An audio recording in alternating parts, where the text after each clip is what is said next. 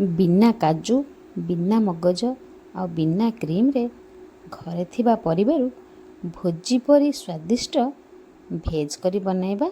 आज तो चलतु डेरी न करी देखिबा मु भेज करी पे को परिबा नै जी।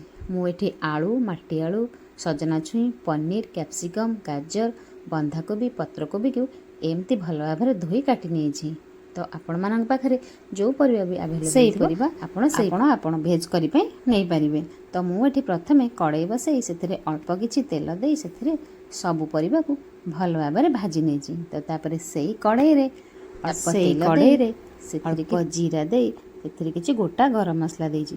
तो प्लीज़ आपन जदि मो चैनल नुआ अच्छा तो प्लीज़ चैनल टू सब्सक्राइब करने जमा भी भूलुनी आ पाखर थिबा बेल आइकन को दबे दिंतु जहाँफल कि मो वीडियो नोटिफिकेशन मानक शो करिवो। तो एबे चलतु से मसला रे किछि कटा पियाज पकईदबा। कटा पियाज ब्राउन हो गला परे से टमाटो कैप्सिकम पकई भल भाव भाजी नबा। तो एबे मु जो पेस्ट टी देजी सेटा आपण भाबुथिबे काजू ना सेटा काजू नुआ सेटा होछि किछि बादाम आउ टमाटर पेस्ट। तो से भल भाव कषिदबा। मसला भल भाव कषि हो गला परे से भाजिके रखिथिबा सब परिबा को आमे देइदबा। तो मु एबे देखंतु चेक करूथले सिझिछि कि नाही परिबाटी मोर भल भाव सिझि जाइछि। कटा हेतिबा धनिया पत्र आउ किछि गरम मसला रो गुंड दे भल भाव आमे एबे ताकू गोळेई दबा। तो गोळेई दरिकी आमे ताकू ढांकी दबा। तो एबे मोर प्रस्तुत हो गला भोजी परी स्वादिष्ट भेज करी।